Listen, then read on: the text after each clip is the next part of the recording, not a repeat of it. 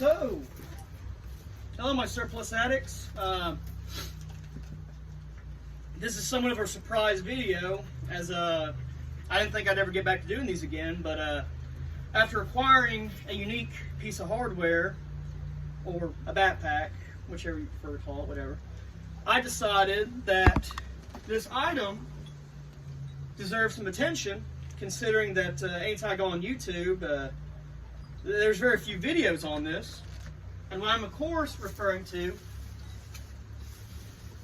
is the Soviet RD-54 backpack. Now, as you can see, I got in a little configuration right now. It's not the greatest. I'm kind of experimenting, but I figured I'd show you what it looks like when it's kind of being used somewhat. As you see, this one's got its magazine pouch, grenade pouch, all that good stuff still attached. So let's go ahead and start looking at, let's go ahead and start seeing about unpacking this, and we'll get into its features. So obviously we've got the main compartment here, and as you see, I kind of struggling to get my plush palatkas inside the side compartment, so I just kind of ended up folding them over.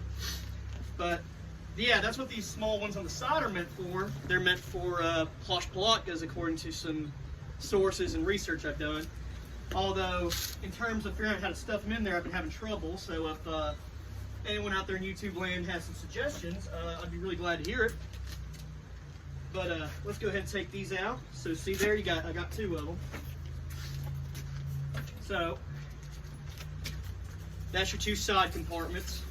Here's the shovel, which according to some research also is usually stuffed in the main compartment in front of the mess kit. Kind of a little extra protection. That metal, supposedly the idea was that it would give you some protection in case you got shot in the back or something like that. But it's a windy day, that's why the stuff's acting crazy. But as you see, I've also stuffed some extra miscellaneous items in here just to kind of fill it out, but I'm about to bring it closer once we get everything detached. So the blanket under here is attached using strings that are attached to the bottom of the bag as well as the side pockets. And in a minute here, once I get this untied, I'll show you all how everything looks up close.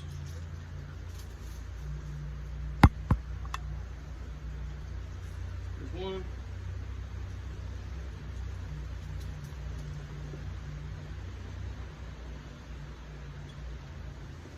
Two. Yeah, it's kind of hard to tie these regular. I kind of have to double time knotted somewhat, just because I don't know why. I think it's the way it's constructed. But now that's the little the blanket, my Soviet blue blanket. Now I'm gonna bring this closer. So as you can see, I've got it opened, and on the inside it's not very large, but you got these right here, as well as this flap right here that's supposed to help secure anything you have on the inside. Now, other than that, let's go ahead and close it up. It closes using this toggle system, which is pretty typical from what I can tell of a lot of comm blocks, Soviet, Chi-Com designs. This toggle seems to be kind of a staple.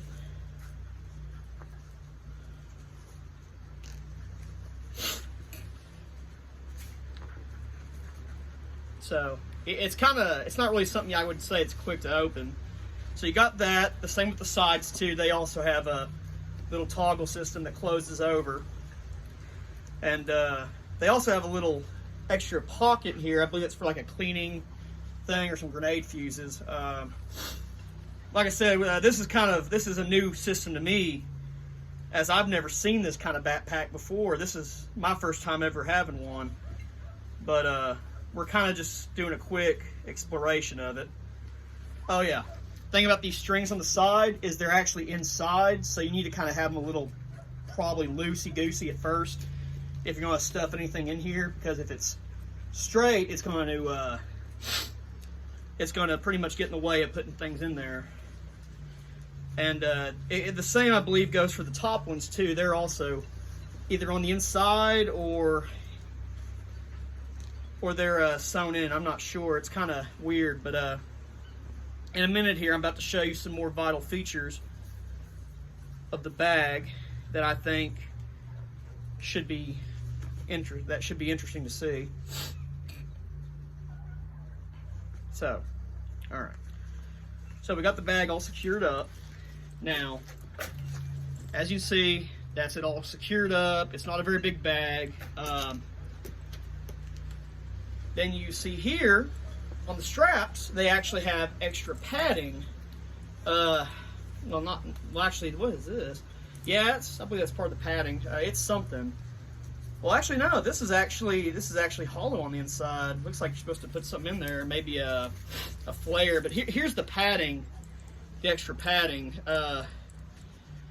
Okay, I see. It's this right here is only on this side, and I'm not sure what it is, but it's over here. So, but yeah, as you can kind of tell, these straps are a little more padded than, say, the Sea-Doo bag or the Veshma. And it even has this right up here that is adjustable, that also is padded. And basically, this is something you can strap over your chest, kind of like the Veshma has something similar to it, except this one is a little less time consuming because you can just clip it. Now, other than that, the straps themselves are also clipped on. So you can put it on, and if you're having a hard time taking it off, just unclip this and you can just slide your arm out one side. Because this is kind of, I'll probably show you on a little bit, but this is kind of, it's kind of snug on a bigger guy like me. And one thing that makes this pack complete too is the fact it still has its grenade pouch and its AK pouch. Now, out of curiosity, for those who might want this bag for like a range day with an AK, if you are interested, now I'm sure many of you know that during the Soviet-Afghan War, most of the magazines used were AK-74. However, there were some teams of Spetsnaz who would indeed use 7.62x39. Not very common, but maybe 2 guys in a squad with a suppressor. And if you're a 7.62 kind of guy and want to see if this will fit in the AK pouch, the answer is an astounding yes. They will fit, and I believe, let's skip the second one in here just to make sure. Yes, both will fit inside. However, let's see if we can close it up.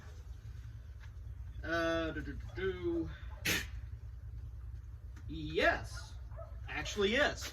So when I first got this bag, I thought that the pouch was too small for a 47 magazine, but it seems, or an ACAM mag, whichever you want to say, but it seems that indeed you can actually successfully put 7.62 magazines inside the pouch. Now, I'm going to show y'all what this looks like on, and show you how I've learned to secure your pouches and stuff. So, according to research I've done, most of your standard pouches on this bad boy, they're meant to be secured. And if what you might not know from lack of research, if you've never had this, from what I understanding after doing research, is that the pouches,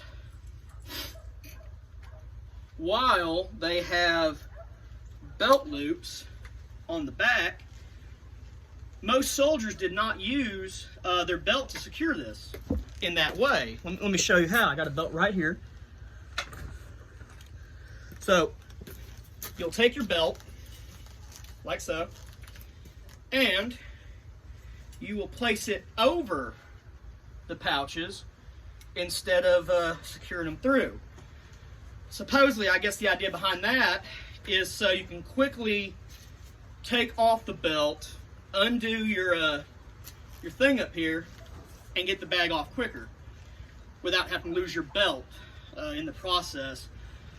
I'm not sure, but as you can see, that is just generally how it looks. I gotta say, this wouldn't be bad for like just a range day. Put something in the back, and I'll let you see it. It's pretty small. Really, this bag was not meant for. After some research, with some articles written by Vlad Bezadovsky, basically the Soviet Army, when they had backpacks or haversacks, they really weren't meant for like long patrols or load carrying. So basically, since the Soviet Army was so mechanized, to my understanding, the idea was that most of your stuff's going to be in the vehicle, and what you do carry on you is only going to be the bare minimum of what you need to survive. So my guess is, if you're away from the vehicle or it gets destroyed, you're SOL. You're just going to have to survive with the bare minimum. But these backpacks in particular were made for the airborne forces, or the VDV, VDV, what you want to call them. And they more or less were meant for like jumping out of airplanes, because there's a way you can adjust this to where the backpack goes down below your buttocks and you wear your parachute above it, and that's why it has this system that's meant to be so tight. Is basically when you're dropping out, it's supposed to stay on you, and once you get on the ground, you cinch it up, and that is your in the field configuration. Now, the grenades and the magazine pouches, I believe I forgot to mention, also use a toggle system. And basically, it's going to be a little hard to open fast in a firefight. I really prefer the regular AK-74 mag pouches because they open a lot quicker. They have more deals to carry stuff. But a lot of times, what soldiers would do with these backpacks, so I do a little bit of Soviet-Afghan war reenacting, and these backpacks, while they were worn by VDV, were also worn by Spetsnaz, who much of the time would wear the same uniform as whatever unit is around or they're attached to.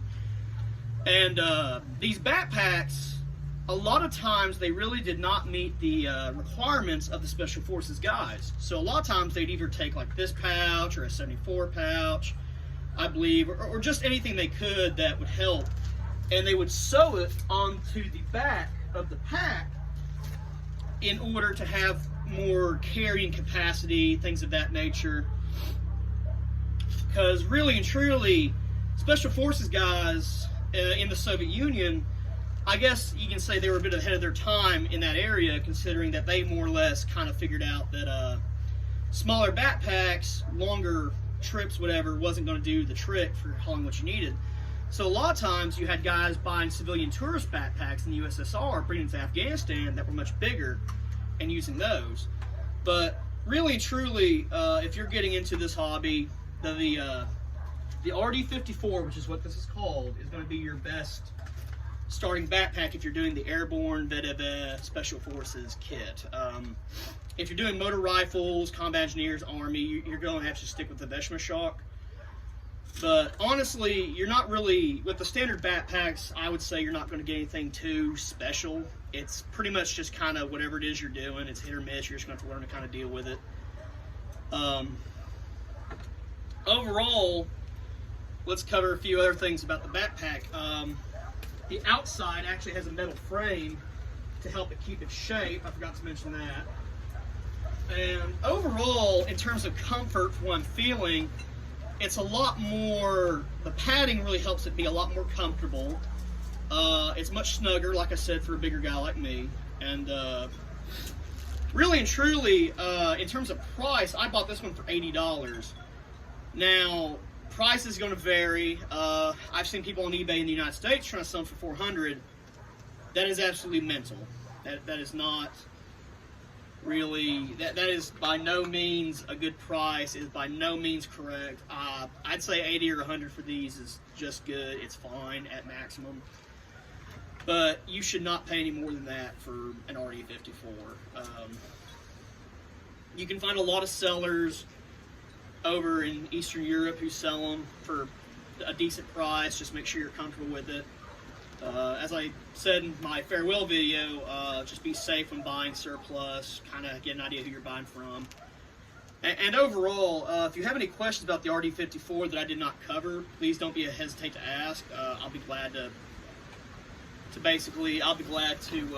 answer any questions. But overall, this has been a pretty quick review and one that was kind of unexpected, but I decided needed to be done. So before we go, let's go ahead and just do a quick look over real quick of the pack before we go, just to make sure that I've covered everything. Okay, see, this is where getting it off is kind of hard. So let's go ahead and cover that real quick. Simply just undoing it like this. A lot easier. A lot easier. I'm not struggling with it because I'm so out of shape. So, but yeah, so that's how I take it off generally, because it's so constraining. But so this is the pack. Front, really not much to go over. The metal frame is right here. But overall, I think in the future I will probably do some modifications with the pack, and I will probably show it off along with my impression. If you have any questions, please don't hesitate to put them down in the comments. And as always, y'all keep it Kushti. Have a good day, my surplus addicts.